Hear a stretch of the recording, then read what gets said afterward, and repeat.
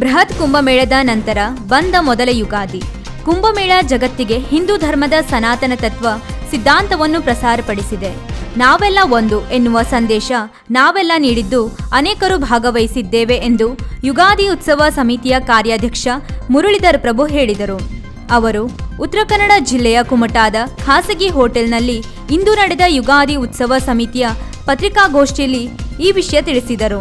ಇದು ಯಾರ ವಿರುದ್ಧ, ನಮ್ಮ ಶಕ್ತಿ ಪ್ರದರ್ಶನಕ್ಕಾಗಿ ಅಲ್ಲ, ವಿಕೃತಿಯ ಕಡೆಗೆ ಹೋಗುತ್ತಿರುವ ಯುವಕರನ್ನು ಸುಕೃತಿಯ ಕಡೆ ಸೆಳೆಯುವ ಪ್ರಯತ್ನ ಹಲವು ವರ್ಷದಿಂದ ಮಾಡುತ್ತಾ ಬಂದಿದ್ದು ನಮ್ಮ ಉದ್ದೇಶ ಸಹ ಬಹುಮಟ್ಟಿಗೆ ಯಶಸ್ಸು ಕಂಡಿದೆ.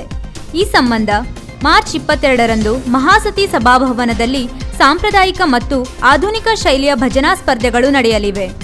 ಪ್ರತಿ ವರ್ಷದಂತೆ ವಿಶೇಷ ಆಕರ್ಷಣೆಯೊಂದಿಗೆ ಬೃಹತ್ ಶೋಭಾಯಾತ್ರೆ ನಡೆಯಲಿದೆ.